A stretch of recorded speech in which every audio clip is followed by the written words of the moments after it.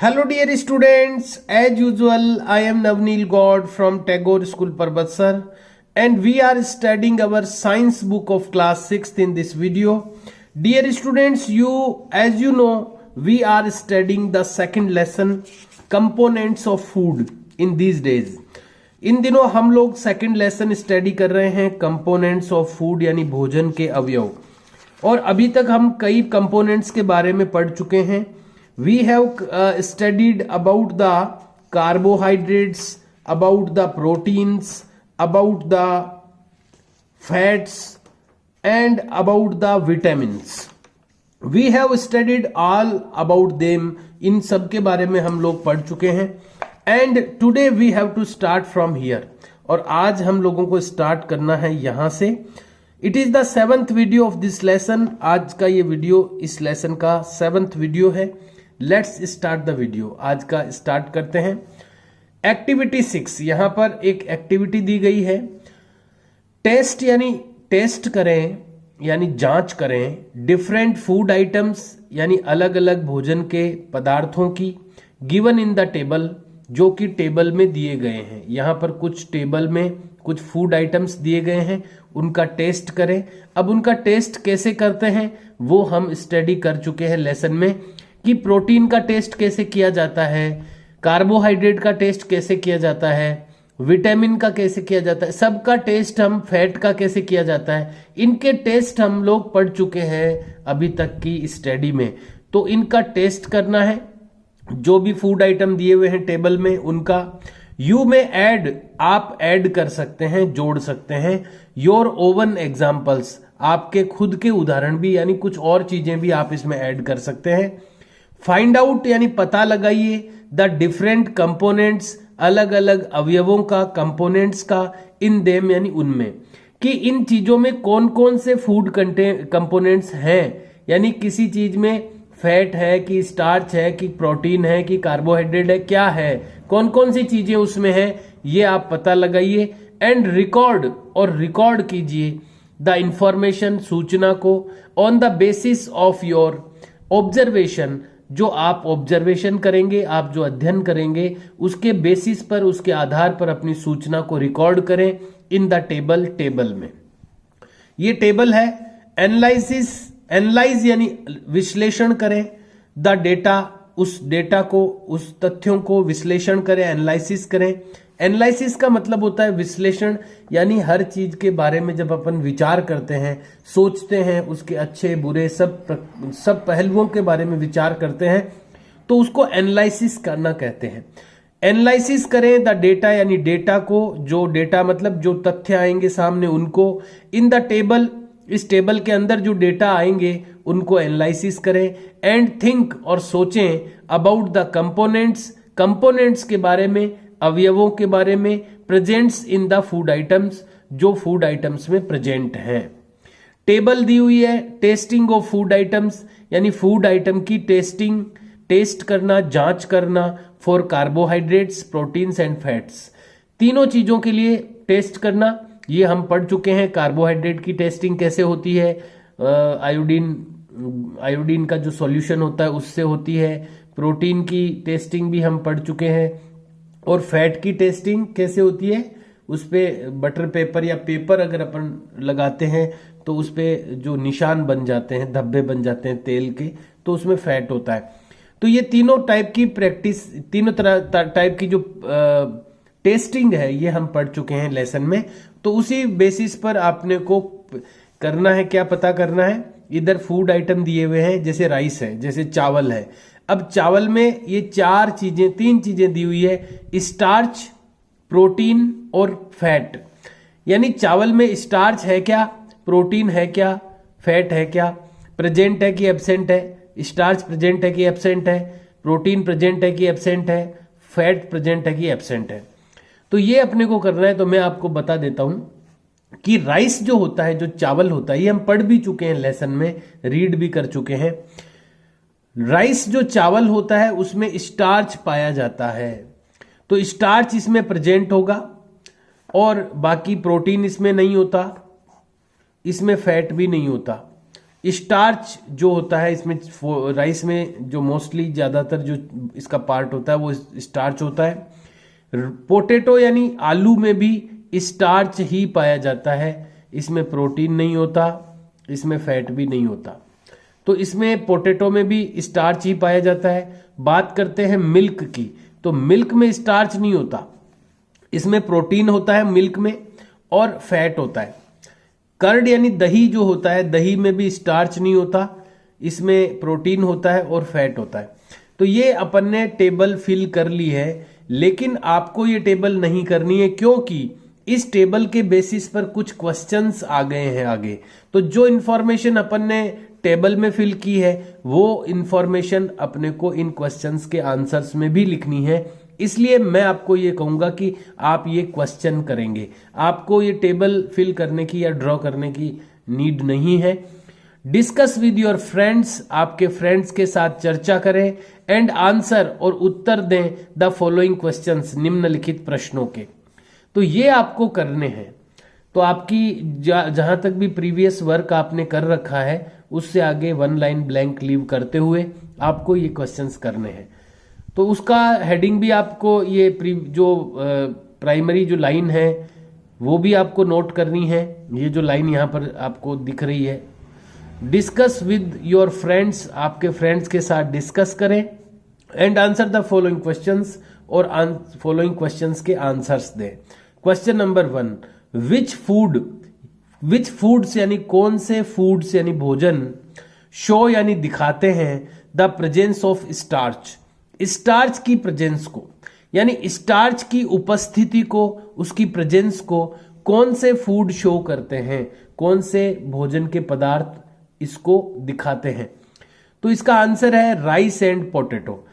चावल और जो आलू होते हैं वो स्टार्च की प्रेजेंस को शो करते हैं। तो आपको आंसर में लिखना है राइस एंड पोटैटो। आंसर आप खुद लिख लेना। राइस एंड पोटैटो यानी चावल और आलू में स्टार्च होता है। Question number 2, leave one blank line between every two questions, don't forget it. Question number 2, what nutrients यानी कौन से पोषक तत्व आर प्रेजेंट यानी उपस्थित होते हैं इन मिल्क यानी दूध में। दूध में कौन कौन से न्यूट्रिएंट्स प्रेजेंट होते हैं। तो आंसर लिखना है प्रोटीन्स, एक तो दूध में होते हैं प्रोटीन्स, विटामिन्स एंड फैट। दूध क्या है, दूध इतना अच्छी चीज है इतनी कि उसमें हर चीज मिल जाती है अपनी बॉडी को, यानी अगर कोई केवल दूध पी ले तो भी उसका काम चल सकता है, क्योंकि दूध में अधिकतर जो न्यूट्रिएंट्स हैं वो पाए जाते हैं। तो यहां पर हमने लिखे हैं proteins, comma, vitamins and fat, ये तीनों जो न्यूट्रिएंट्स है ये मिल्क में प्रेजेंट होते हैं। क्वेश्चन नंबर 3 इज, तीसरा क्वेश्चन है, विच कंपोनेंट ऑफ फूड यानी भोजन का कौन सा कंपोनेंट या कौन सा अवयव कुड यू आइडेंटिफाई, आप आइडेंटिफाई कर सकते हैं इन पोटैटो, कर सके, यानी अभी जो अपन ने टेस्ट किया था उसमें कर सके, आप आइडेंटिफाई कर सके इन पोटैटोज यानी आलूओं में। पोटैटोज में आप कौन सा कंपोनेंट, फूड का कौन सा कंपोनेंट आइडेंटिफाई कर सके, यानी आप पहचान सके। तो स्टार्च होता है, राइस में और पोटैटो में स्टार्च होता है मेनली ह्यूज अमाउंट में, तो अपन लिखेंगे starch. Next question is question number 4, which food item यानी कौन सा भोजन का आइटम यानी पदार्थ कंटेन्स यानी रखता है मोर फैट यानी ज्यादा वसा। ज्यादा फैट कौन सा फूड कंटेन करता है, रखता है। तो हम लिखेंगे, देखिए ये चीज हम पहले पढ़ चुके हैं, जब अपन ने फैट के बारे में पढ़ा था तो वहां पर फैट के सोर्सेज आए थे कि फैट के सोर्स क्या है, स्रोत क्या है, कहां से मिलता है फैट। तो वही मैंने यहां पर आपके लिए ये अवेलेबल करवाया है। यहां आपको लिखना है चीज यानी पनीर, कोमा लगाना है सबके बीच में because all these are separate.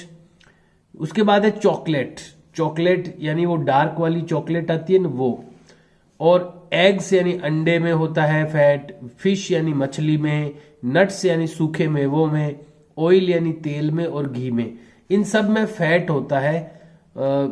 ये सब जो फूड आइटम्स है वो फैट को कंटेन करते हैं। Question number 5, which food item, कौन से भोजन के आइटम कंटेन्स यानी रखते हैं मोर प्रोटीन, ज्यादा प्रोटीन कौन से फूड आइटम्स कंटेन करते हैं। तो ये भी मैंने जो प्रोटीन का जो पार्ट अपन ने पढ़ा था वहां से जो प्रोटीन के सोर्स दिए गए थे वो मैंने यहां पर लिखे हैं। तो सबसे बड़ा प्रोटीन का सोर्स है बीन्स। बीन्स यानी होती है फलियां, फलियों में से निकलती है दालें, मूंग की दाल, चने की दाल, जो भी दालें होती है वो फलियों में से निकलती है, तो फलियों को बीन्स कहते हैं। तो इसीलिए अपने को दाल जरूर खानी चाहिए, क्योंकि जो प्रोटीन है वो हमें मेनली पल्सेज यानी दालों से मिलता है, दालें हमें बीन्स से मिलती है यानी फलियों से मिलती है। बाकी की जहां बाकी दूध से भी हमें प्रोटीन मिलता है, लेकिन बाकी जो चीजें हैं वो मांसाहारी चीजें हैं, मांस है, अंडे हैं, वो हम नहीं खाते हैं, इसलिए हमें वहां से प्रोटीन नहीं मिलेगा। तो हमें प्रोटीन कहां से मिलेगा? दूध से और दाल से। इसलिए दाल और दूध जरूर हमें अपने फूड में इंक्लूड करना चाहिए। तो यहां हमें पूछा गया है कि प्रोटीन कहां से अपने को मिलता है, कौन सा फूड प्रोटीन को कंटेन करता है। तो सबसे पहले हम लिखेंगे बीन्स यानी फलियां। फलियों का मतलब आप समझ जाइए, पल्सेज हो गया, इसमें दालें इसमें आ चुकी है, सब प्रकार की दालें। और मिल्क यानी दूध, उसके बाद एग्स यानी अंडे, सी फूड यानी समुद्र में रहने वाले जीवों को भी कई खाते हैं, वो सी फूड कहलाता है, एंड मीट और मांस। तो ये सारी चीजों से जो प्रोटीन है वो हमें मिलता है, ये सब चीजें प्रोटीन को कंटेन करती है। तो ये 5 क्वेश्चंस जो है वो आपको नोट करने हैं with their answers in your notebook, आपको नोटबुक में करने हैं। हम लोग स्टडी कर रहे हैं कंपोनेंट्स ऑफ फूड के बारे में, भोजन के अवयवों के बारे में। काफी जो मेन कंपोनेंट्स है उनके बारे में हम स्टडी कर चुके हैं। कार्बोहाइड्रेट, फैट, प्रोटीन, विटामिन, इन सब के बारे में हम स्टडी कर चुके हैं कि ये कहाँ से हमें प्राप्त होते हैं, इनका सोर्स क्या है, इनका फंक्शन क्या है हमारी बॉडी में, ये सारी चीजें हमने पढ़ी है। साथ ही इनके जो टेस्ट है कि हम किसी भी फूड आइटम में इनकी प्रेजेंस को कैसे आइडेंटिफाई कर सकते हैं, उनको कैसे टेस्ट कर सकते हैं, वो भी हमने पढ़ा है। अब हम नेक्स्ट जो अपना 5th जो कंपोनेंट ऑफ फूड है, भोजन का अवयव है जो 5th नंबर का, वो है मिनरल्स। मिनरल्स का मतलब होता है खनिज। जो खनिज यानी जमीन के अंदर जो चीजें जमीन में से निकलती है वो खनिज कहलाती है। जो चीजें जमीन में से निकाली जाती है वो खनिज कहलाती है। लेकिन हमारी बॉडी को भी बहुत थोड़ी मात्रा में खनिज की आवश्यकता होती है, ज्यादा नहीं चाहिए। ज्यादा तो यही चीजें चाहिए अपने को, प्रोटीन है, कार्बोहाइड्रेट है, फैट है, विटामिन है। लेकिन मिनरल भी अपनी बॉडी को चाहिए, लेकिन बहुत ही कम मात्रा में चाहिए, तो स्मॉल अमाउंट में चाहिए। ये होते हैं मिनरल्स यानी खनिज। मिनरल्स आर रिक्वायर्ड, मिनरल्स जरूरी होते हैं, रिक्वायर्ड होते हैं बाय अवर बॉडी, हमारी बॉडी के द्वारा, इन वेरी स्मॉल क्वांटिटीज, बहुत ही छोटी मात्रा में। देखिए जितनी मात्रा में हम प्रोटीन खा रहे हैं, जितनी मात्रा में हम कार्बोहाइड्रेट ले रहे हैं बॉडी में, उतनी मात्रा में मिनरल्स नहीं चाहिए अपने बॉडी को, बहुत ही कम चाहिए ये, लेकिन इनकी भी आवश्यकता होती है। ये स्मॉल क्वांटिटी में रिक्वायर्ड होते हैं अपनी बॉडी को। जस्ट लाइक विटामिन्स, विटामिन की तरह मिनरल्स यानी मिनरल भी हेल्प यानी मदद करते हैं योर बॉडी यानी आपकी बॉडी को, टू ग्रो यानी वृद्धि करने में, यानी आपकी बॉडी को ग्रो करने में यानी उसकी वृद्धि करने में, डेवलप यानी विकसित करने में, एंड स्टे हेल्दी यानी स्वस्थ रहने में।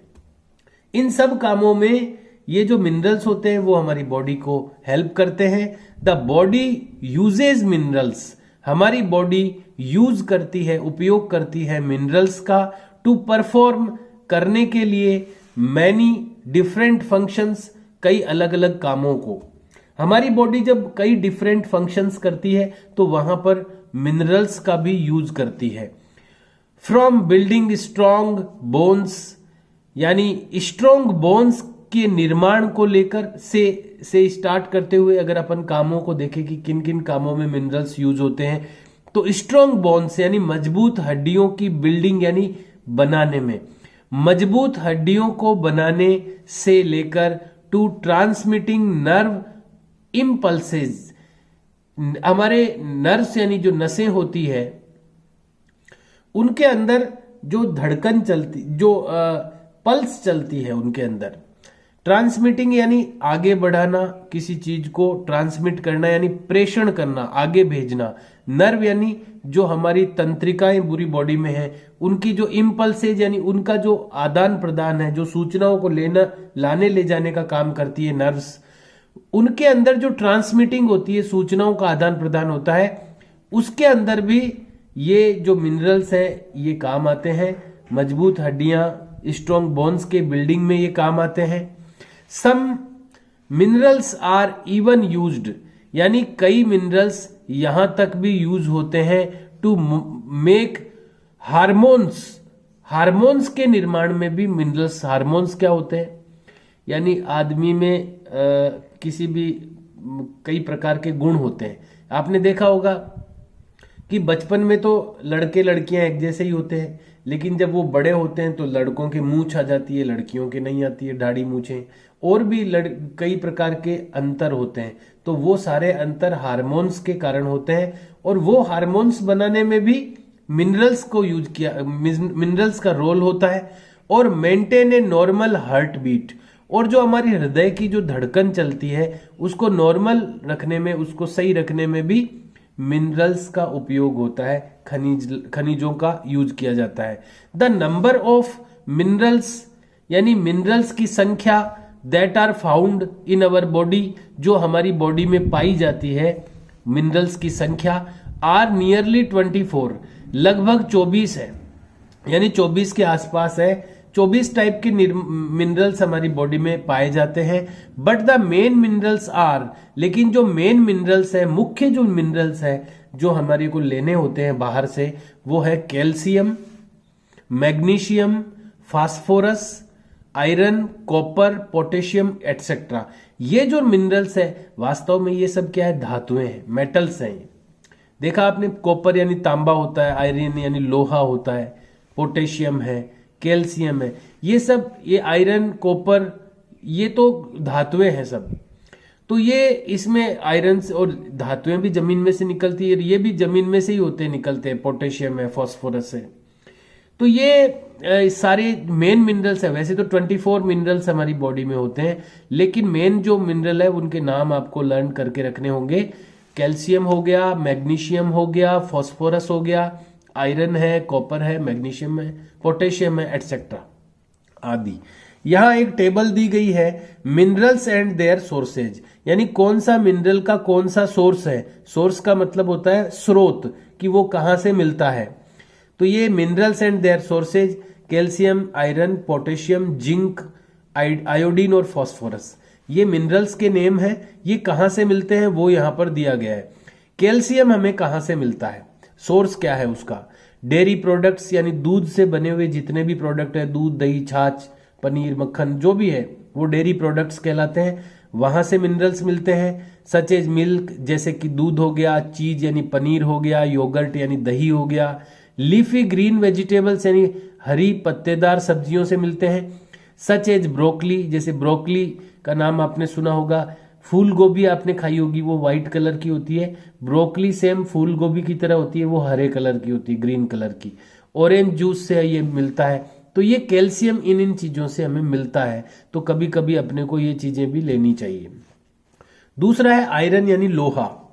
मीट से आयरन मिलता है, बीफ से, मांस से, एग्स यानी अंडे से, बीन्स यानी फलियों से, ड्राई फ्रूट्स यानी सूखे मेवों से, बेक्ड पोटैटो यानी सेके हुए आलू से, व्हीट एंड ओट्स यानी गेहूं और जौ से, इन सब से हमें आयरन मिलता है। पोटेशियम कहां से मिलता है, बनाना, केले से, टोमेटो यानी टमाटर, पोटैटो यानी आलू, सिट्रस जूसेस यानी खट्टे जूस जो है, संतरा है, नींबू है, लो फैट मिल्क यानी कम फैट का जो दूध होता है, एंड योगर्ट यानी दही है, बीन्स यानी फलियां हैं, और लेंटिल्स यानी दालें हैं। इन सब से हमें पोटेशियम मिलता है। जिंक जो मिलता है बीफ यानी मांस से, पोर्क यानी ये सब मांस के ही प्रकार है, बीफ है, पोर्क है, मैं नाम नहीं लूंगा किन किन का मांस है। और डार्ट मीट ये भी एक मांस है। नट्स यानी सूखे मेवे, बीन्स यानी फलियां।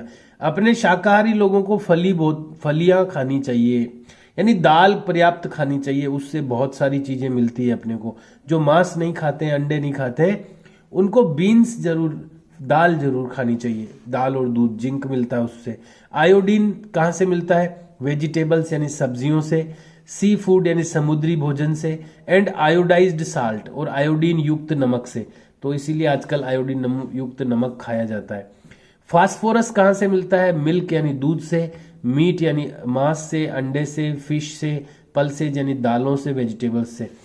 तो यहाँ तक की स्टडी आज हमने कर ली है। अब आगे हम लोग पढ़ेंगे बेनिफिट्स ऑफ मिनरल्स। मिनरल्स के बेनिफिट्स क्या हैं, उसके फायदे क्या हैं। तो आज का जो अपना टाइम है वो ओवर हो गया है, so we have to finish the video. Today I have given you 5 written questions for homework. Homework के लिए मैंने आपको 5 लिखित कार्य में 5 क्वेश्चंस दे दिए हैं। Please do the work in a good handwriting and try to learn them. Okay dear students, see you and bye.